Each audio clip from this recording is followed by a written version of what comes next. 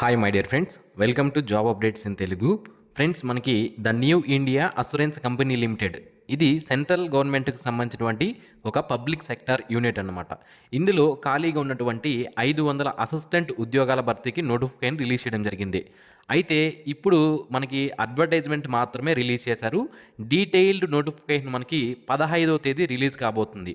అయితే అంతకన్నా ముందే మీరు ఈ పోస్టులకి అప్లై చేసుకోవడానికి ఎలిజిబిలిటీ ఉంటుందా లేదా, ఏమేం టెస్టులు కండక్ట్ చేస్తారు, సెలక్షన్ ప్రొసీజర్ అనేది ఏ విధంగా ఉంటుంది, కావాల్సినటువంటి ఎడ్యుకేషనల్ క్వాలిఫికేషన్ అండ్ ఏజ్ ఎంత, అన్ని వివరాలు ఈ వీడియోలో నేను మీకు తెలియజేస్తాను. సో దట్ మీరు అప్పుడు నోటిఫికేషన్ రిలీజ్ అయినప్పుడు అప్లై చేసుకోవాలా వద్దా అనేది మీకు అర్థమవడం జరుగుతుందన్నమాట. సో ఆన్లైన్ అప్లికేషన్ అనేవి మనకి 17 డిసెంబర్ 2024 నుంచి స్టార్ట్ అవ్వడం జరుగుతుంది. అప్లై చేసుకోవడానికి లాస్ట్ డేట్ వచ్చి 1/1/2025 లోపు అప్లికేషన్ అనేది మనం చేసుకోవాల్సి ఉంటుందన్నమాట. ఓవరాల్గా 500 పోస్టులకి అయితే నోటిఫికేషన్ అనేది రిలీజ్ చేశారు. ఎవ్రీ ఇయర్ మనకి ప్రతి సంవత్సరం కూడా ఈ కంపెనీ నుంచి మనకి అసిస్టెంట్ ఉద్యోగాలకు నోటిఫికేషన్ అనేది రిలీజ్ చేస్తారు. లాస్ట్ ఇయర్ 300 ఉద్యోగాలకి నోటిఫికేషన్ రిలీజ్ చేస్తే ఈ ఇయర్ 500 పోస్టులకి అయితే నోటిఫికేషన్ అనేది విడుదల కాబోతుంది. దేశవ్యాప్తంగా ఉన్నటువంటి అన్ని రాష్ట్రాల్లో కూడా ఈ నోటిఫికేషన్ అనేది రిలీజ్ చేస్తారు. ఆంధ్రప్రదేశ్ అండ్ తెలంగాణకు సంబంధించినటువంటి క్యాండిడేట్స్ కూడా దీనికి అప్లై చేసుకునే అవకాశం అయితే ఉంటుందన్నమాట. ఇక ఇక్కడ మనం ఏజ్ చూసుకుంటే 21 నుంచి 30 సంవత్సరాల మధ్యలో ఉన్న క్యాండిడేట్స్ అప్లై చేసుకోవచ్చు అని ఇవ్వడం జరిగింది. అయితే ఇది జనరల్ కేటగిరీకి సంబంధించినటువంటి ఏజ్. ఈ ఏజ్ అనేది అంతా కూడా మనము 1/12/2024 నాటికి చూసుకోవాల్సి ఉంటుంది.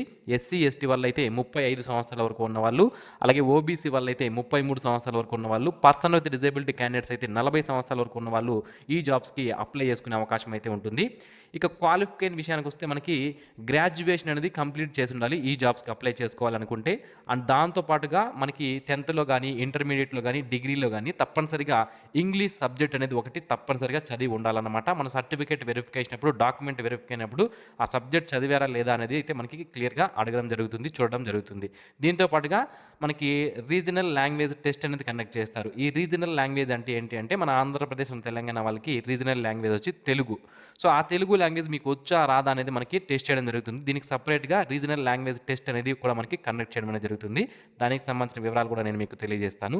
ఇక శాలరీస్ విషయానికి వస్తే మనకి అప్రాక్సిమేట్గా 40,000 వరకు కూడా శాలరీ అనేది మెట్రోపాలిటన్ సిటీస్లో రావడం జరుగుతుంది.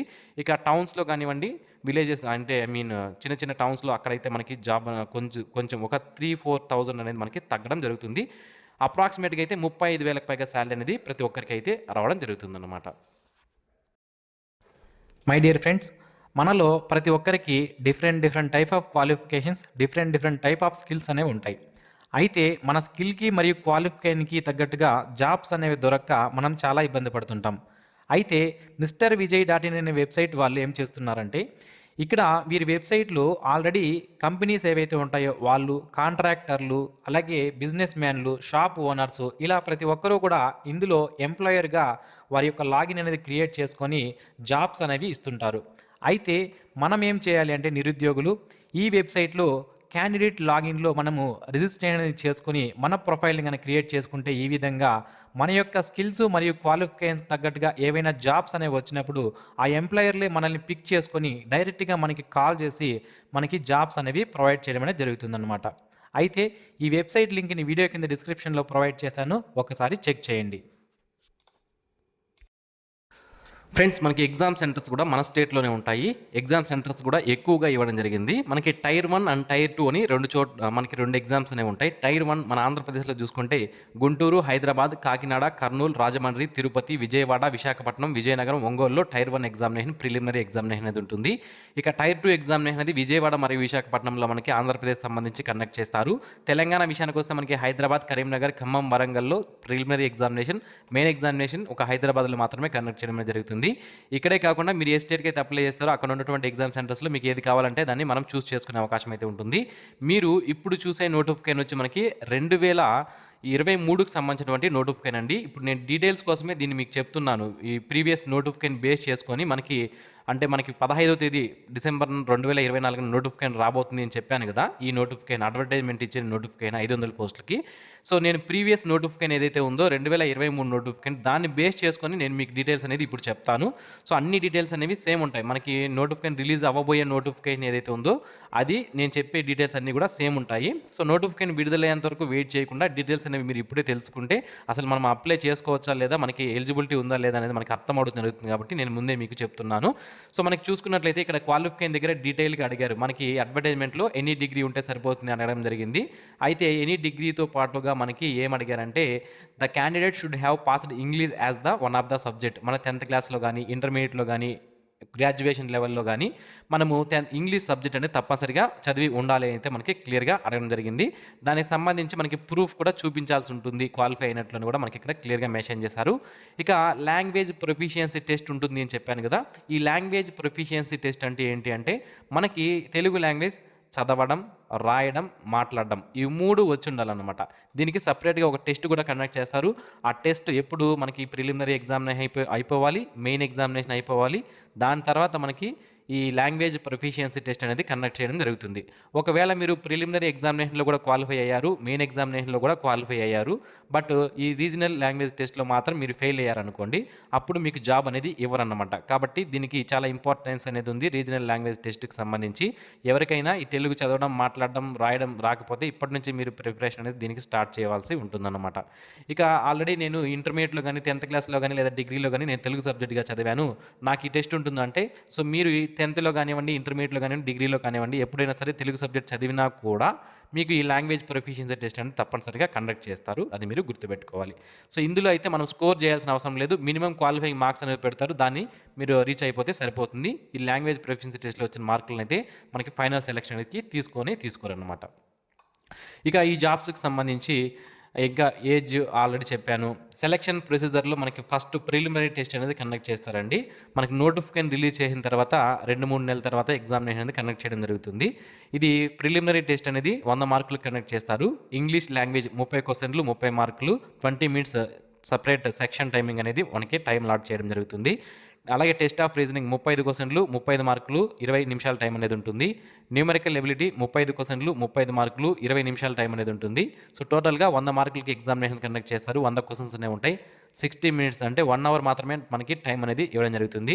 క్వశ్చన్ పేపర్ అనేది మనకి ఇంగ్లీష్ అండ్ హిందీలో మాత్రమే రావడం జరుగుతుందని క్లియర్గా మనకి ఇక్కడ మెన్షన్ చేయడం జరిగింది. ఇప్పుడు ఎవరైతే ఈ ప్రిలిమినరీ ఎగ్జామినేషన్లో క్వాలిఫై అవుతారో వాళ్ళకి మెయిన్ ఎగ్జామినేషన్ కండక్ట్ చేస్తారు. మెయిన్ ఎగ్జామినేషన్ 250 మార్క్స్కి కండక్ట్ చేయడం జరుగుతుంది. 200 క్వశ్చన్స్ అనేవి ఉంటాయి. ఇంగ్లీష్ లాంగ్వేజ్ సంబంధించి 40 క్వశ్చన్లు 50 మార్కులకి, రీజనింగ్ 40 క్వశ్చన్లు 50 మార్కులకి, న్యూమరికల్ ఎబిలిటీ 40 క్వశ్చన్లు 50 మార్కులకి, కంప్యూటర్ నాలెడ్జ్ 40 క్వశ్చన్లు 50 మార్కులకి, జనరల్ అవేర్నెస్ 40 క్వశ్చన్లు 50 మార్కులకు ఉంటుంది. నెంబర్ ఆఫ్ క్వశ్చన్స్ 200 ఉంటాయి. నెంబర్ ఆఫ్ మార్క్స్ 250 మార్కులకి ఎగ్జామినేషన్ కండక్ట్ చేస్తారు. ఇంగ్లీష్ అండ్ హిందీలో క్వశ్చన్ పేపర్ అనేది రావడం జరుగుతుంది. దీని తర్వాత మనకి రీజనల్ లాంగ్వేజ్ టెస్ట్ అనేది కండక్ట్ చేయడం అనేది జరుగుతుంది అనమాట. అయితే ఇక్కడ మనకి penalty of wrong marks both preliminary and main ఎగ్జామినేషన్కి నెగిటివ్ మార్క్స్ కూడా ఉంటాయని మనకి ఇక్కడ క్లియర్గా అయితే మెన్షన్ చేశారు. బట్ ఎన్ని మార్కులు నెగిటివ్ మార్క్స్ అనేది ఉంటాయని అయితే క్లియర్గా మనకి మెన్షన్ చేయలేదు అనమాట. 1/3 లేదా 0.25 అనేది మనకి అయితే ఇక్కడ మెన్షన్ చేయలేదు. అది మనం చూసుకోవాలి. నోటిఫికేషన్ రిలీజ్ అయినప్పుడు అయితే మనకి తెలుస్తుంది. అప్పుడు నెక్స్ట్ నోటిఫికేషన్ రిలీజ్ అయినప్పుడు నేను డీటెయిల్గా మీకు ఎక్స్ప్లెయిన్ చేస్తాను దాని గురించి. ఇక అప్లికేషన్ ఫీజు కూడా ప్రీవియస్ నోటిఫికేషన్ లాగే ఉంటుంది అనుకుంటున్నాను. ఎస్సీ ఎస్టీ పర్సన్స్ డిజేబిలిటీ క్యాండిడేట్స్కి 100 రూపాయల ఫీజు అనేది పెట్టారు. మిగిలిన వాళ్ళందరికీ 850 రూపాయలు అప్లికేషన్ ఫీజు అనేది పెట్టడం జరిగింది. ఇక ఆన్లైన్లో అప్లై చేసుకునే లింక్ వన్స్ యాక్టివేషన్ అయితే మన ఛానల్ ద్వారా నేను మీకు తెలియజేస్తాను. అయితే మనకి నోటిఫికేషన్ రిలీజ్ అవ్వకముందే మీరు కొన్ని ప్రిపరేషన్ అనేది చేసి పెట్టుకుంటే మీరు ఆన్లైన్ వెబ్సైట్ అనేది ఓపెన్ అయిన వెంటనే అప్లై చేసుకోవచ్చు. అవేంటి అంటే మనకి ఇక్కడ క్లియర్గా మెన్షన్ చేశారు. ఫోటోగ్రాఫ్ అనేది రెడీగా పెట్టుకోండి. అలాగే left thumb impression, signature, return declaration కూడా మనము ఇమేజెస్ అనేవి స్కాన్ చేసి అప్లోడ్ చేయాల్సి ఉంటుంది. స్కాన్డ్ డాక్యుమెంట్స్ ఏవైతే ఉంటాయో వాటిని కూడా మనము అప్లోడ్ చేయాల్సి ఉంటుంది. మనకి ఇక్కడ క్లియర్గా మెన్షన్ చేశారు. సో మన డాక్యుమెంట్స్ ఏవైతే ఉంటాయో వాటిని ఫోటో, సిగ్నేచర్, అలాగే లెఫ్ట్ థంబ్ ఇంప్రెషను మరియు ఇది ఏదైతే మనకి డిక్లరేషన్ ఉంటుందో దాన్ని అన్నింటినీ కూడా మనము అప్లోడ్ చేయాల్సి ఉంటుంది. అవన్నీ ముందే ప్రిపేర్ చేసి పెట్టుకోండి. ఇక ప్రొబేషన్ పీరియడ్ అనేది కూడా మనకి ఇవ్వడం జరిగింది. మనం జాబ్కి సెలెక్ట్ అయిన తర్వాత 6 నెలల పాటు మినిమం మనముకి ప్రొబేషన్ పీరియడ్ అనేది ఉంటుంది. వన్స్ ఈ ప్రొబేషన్ పీరియడ్ కంప్లీట్ అయిన తర్వాత మనల్ని రెగ్యులర్ ఎంప్లాయీగా గవర్నమెంట్ జాబ్ ఇచ్చి మనకి జాబ్ అనేది తీసుకోవడం జరుగుతుంది. సో మనకి ఈ పీరియడ్లో మనకి 25,000 పర్ మంత్ అనేది ట్రైనింగ్కి సంబంధించిన ఇది ఇవ్వడం జరుగుతుంది. వన్స్ అది కంప్లీట్ అయిన తర్వాత మనకి అప్రాక్సిమేట్‌గా నేను స్టార్టింగ్‌లో మీకు చెప్పాను కదా! 40,000 వరకు కూడా శాలరీ అనేది మనకి రావడం జరుగుతుందనమాట. సెంట్రల్ గవర్నమెంట్‌కి సంబంధించినటువంటి శాలరీ అయితే మనకి ఇస్తారు. సో, ఇది ఫ్రెండ్స్ ఈ నోటిఫికేషన్ సంబంధించినటువంటి పూర్తి వివరాలు. మనకి 15వ తేదీన డీటెయిల్డ్ నోటిఫికేషన్ అనేది రిలీజ్ అవుతుంది. అప్పుడు మరొక వీడియో అనేది చేస్తాను. స్టేట్ వైస్‌గా ఎన్ని వేకెన్సీస్ ఉన్నాయి అనేది కూడా నేను మీకు తెలియజేస్తాను. అప్పుడు మీరు అప్లై చేసుకోవచ్చా లేదా అనేది అప్పుడు మీకు ఇంకా క్లారిటీ అనేది రావడం జరుగుతుందనమాట. సో, ఈ వీడియో మీకు నచ్చినట్లయితే లైక్ చేయండి. మీ ఫ్రెండ్స్‌కి షేర్ చేయండి. Thanks for watching this video. Have a nice day friends.